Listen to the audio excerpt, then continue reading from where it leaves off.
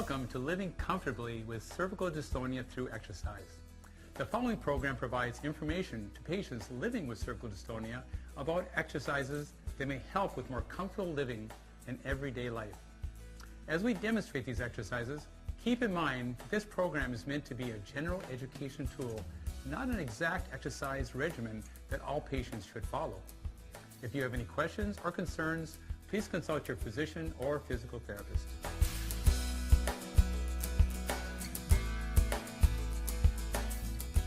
Hi, I'm Dr. Patrick Hogan, and as a neurologist who specializes in movement disorders, I care for many patients with cervical dystonia, and I work to improve their condition using a variety of techniques. I believe that exercise plays a key part in treatment.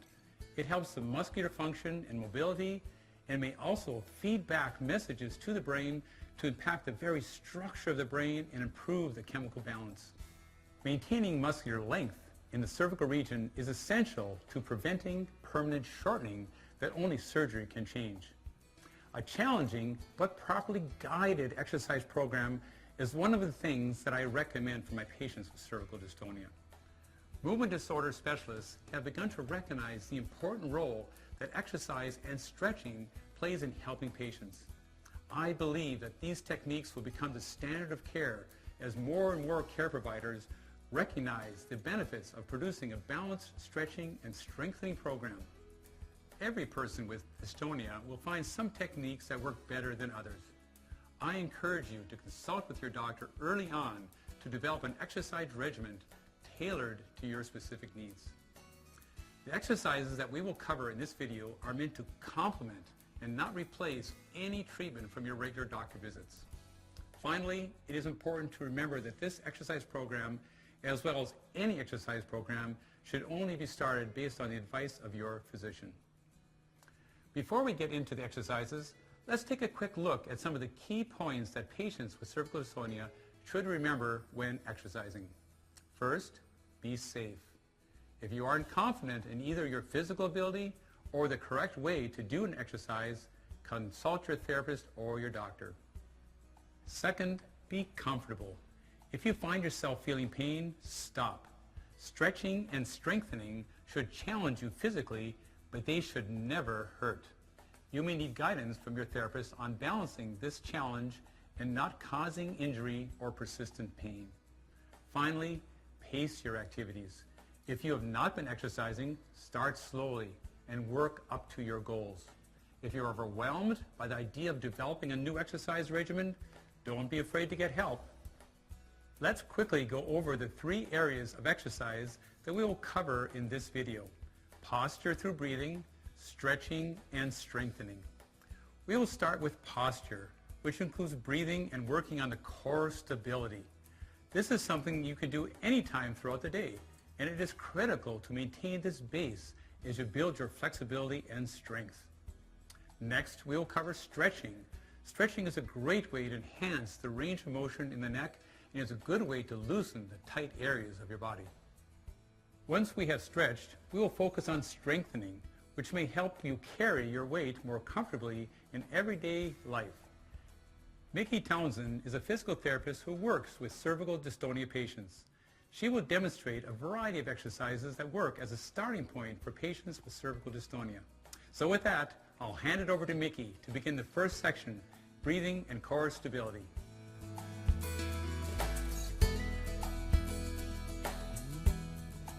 Hi, I'm Mikki Townshend, and as a physical therapist who works with cervical dystonia patients, I help many people live more comfortably using exercises that they regularly practice in their homes and gyms. When exercising, your posture is critically important in order to perform each exercise properly. To achieve good posture, you must first learn how to breathe when exercising. You should also learn how to engage your core muscles. Proper breathing and core stability should become a habit when you exercise. They lead to a strong base for strengthening. So let's start with breathing.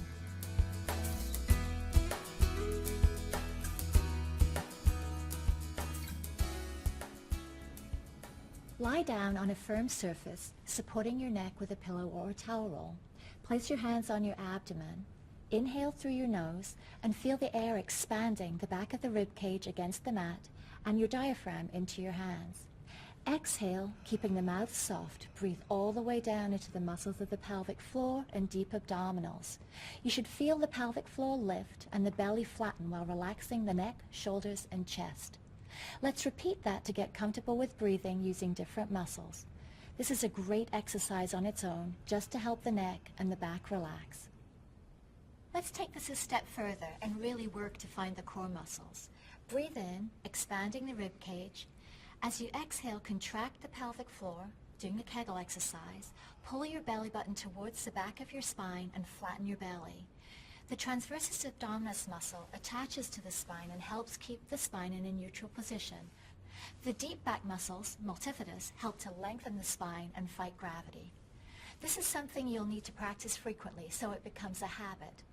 Lower back pain is extremely common in the general population, and people with cervical dystonia are especially vulnerable to back pain due to the forces that their neck positions place on the spine. The better your alignment, the less strain you'll place on the joints in your neck and back. Next, I'm going to show you an exercise called a sternal lift, which is a gentle way to align the spine. You can do this sitting or lying. Place the hand on your sternum or breastbone and just breathe. Feel how your chest lifts as you inhale and returns to baseline as you exhale. Now breathe in normally. As you exhale, lift the sternum into your hand. Imagine there's a little man with a fishing rod who's just reeling your sternum in. As you do this, your head and neck align. It stretches the upper thoracic spine and allows your shoulder blades to position correctly on your rib cage. Remember, once you and your doctor determine that an exercise program is right for you, it's important to practice these exercises often so they become habit. Having core muscle control and stability is especially important for people living with cervical dystonia. Now that we have covered posture using breathing and core stability, we can move into stretching.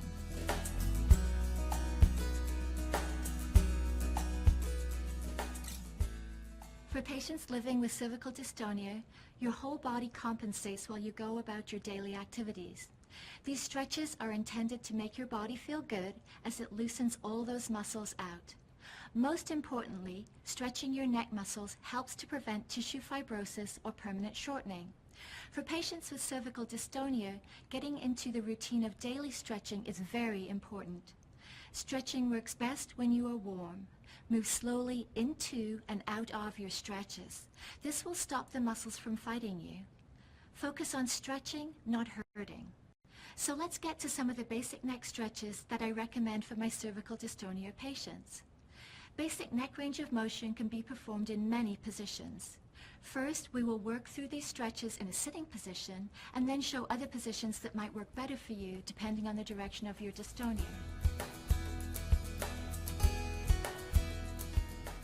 First, sit in a chair with good back support and align your posture. Stretch up tall through your neck and bring your right ear towards your right shoulder, holding for 30 seconds. Then repeat on the left. Perform 3 repetitions on each side. You can also place your right hand on top of your head and use this to help you stretch. This will stretch the upper trapezius, scalene, and sternocleidomastoid. For the second exercise, begin in the same starting position. Stretch up tall through your neck, bring your right ear towards your shoulder, rotate your head away and look towards the ceiling. Hold for 30 seconds. Then repeat on the left. Perform 3 repetitions on each side. This will stretch the sternocleidomastoid in the front and side of your neck. Now onto the third stretch. In the same start position, stretch up tall through your neck, bring your right ear towards your shoulder, and rotate your head and eyes to look into your right armpit. Hold for 30 seconds. And then repeat on the left. Perform 3 repetitions on each side. This will help to stretch your scalenes and the levator scapula. Now let's look at some alternative positions for these stretches. If you need more support for your neck to successfully stretch, lie down with or without a pillow. Often getting out of gravity is helpful because your muscles don't need to work against gravity, and therefore it's easier to focus on the stretch. You can lie over the edge of a table or a bed, get on your hands and knees, or prop yourself over a therapy ball. A useful strategy for all of your exercises is to direct your gaze away from the dominant muscle pull. For example, look away from the angle of your neck pull. This recruits the muscle on the opposite side of the neck and helps relax the tight muscles. A baby nod stretch loosens the suboccipital muscles between your head and neck. Sit in a chair with good back support and again align your posture. Clasp your hands behind your neck and rest the occipital bones on your hands. Gently bring your elbows forward without tugging on the neck. Look down and up. Repeat 10 times. This is a very small motion. Finally, we will cover 3 other stretches for the back of the neck and the upper thoracic spine. First, stand with your feet apart and clasp your hands behind your head. Hinging at the hip, bend your trunk forward and gently stretch the back of your neck. If this is uncomfortable for your low back, you can do this sitting on a ball or chair. Hold for 10 to 30 seconds and return to standing. Make sure you engage your core with this exercise. Now, lie back down on a firm surface. Bend both knees and put your feet on the floor. Curl up into a bridge and lengthen the back of your neck along the floor. Hold for 10 to 30 seconds. If your low back does not curl, try planking into the bridge with a straight back. To stretch the upper thoracic spine, start in a diamond position with your head resting on your hands. Breathe in to prepare. Exhale and engage your core muscles. Press down through your forearms, slide your shoulder blades down your spine, and gently lift the upper thoracic spine. Think of lifting your breastbone up and forward. Hold for 10 to 15 seconds. Repeat 5 times. This is a great stretch to loosen the upper back, which gets really tight with cervical dystonia.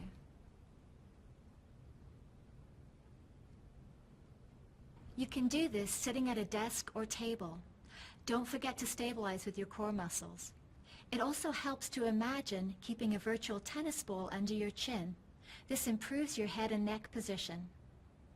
Once you feel nice and stretched out, it's time to move on to some exercises that strengthen your body.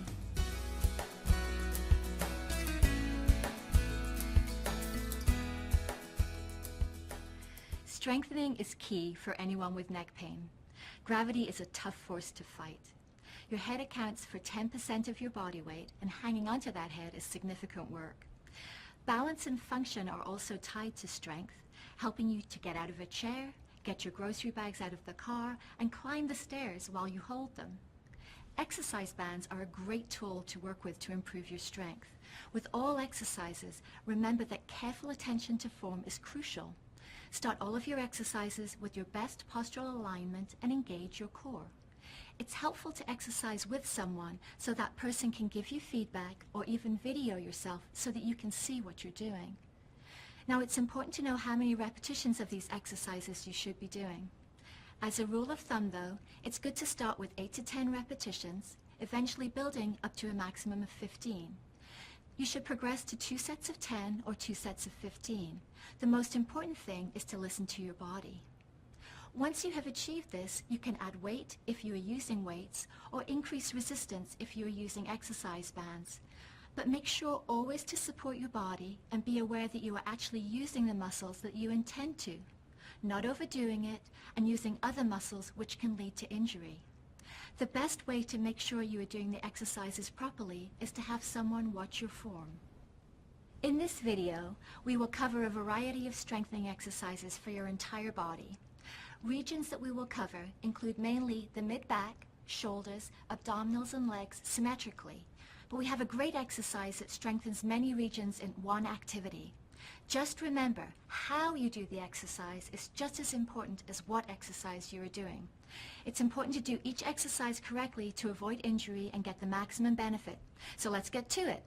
Let's start with a lying down exercise that really works the mid-back. First, let's demonstrate the supine flies. Lie down on a firm surface and support your neck with a roll. Holding onto the band with both hands, stretch your arms up above your shoulders at 90 degrees. Breathe in to prepare. Exhale and engage your core muscles while stretching the band out to the sides using your shoulder blades. Control the band as you return to your start position.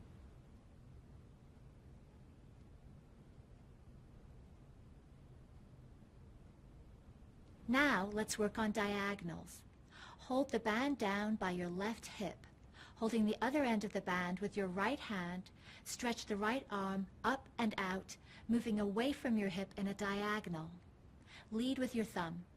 Return to your start position smoothly with control. Repeat on the other side.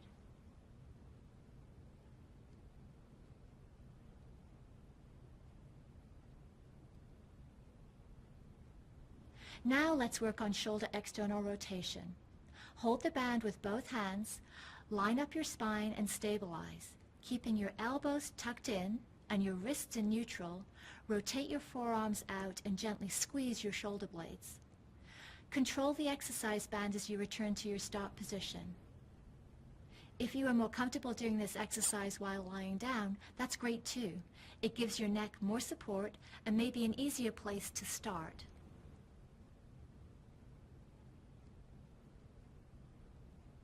Now let's do some rowing. Secure your exercise band around a post or door handle at elbow height. Stand far enough away that there is some tension on the band. Hold the band with both hands with arms stretched out in front. Line up your spine, stabilize your core, pull back, bending the elbows and sliding your shoulder blades around the rib cage. Slowly release. Focus on keeping your movements smooth and controlled with the neck muscles relaxed.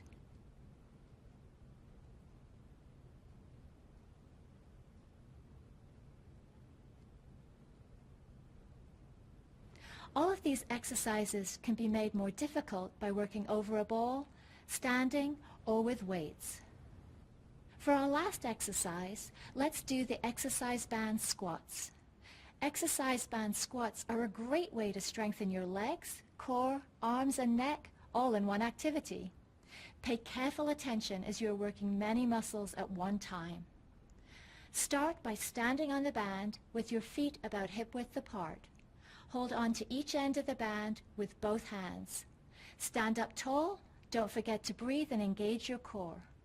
Squat with both knees while flexing your elbows and then return to standing. Focus your weight into your heels and hinge your hips as if you are going to sit in a chair. Your knees should stay behind your toes throughout the exercise.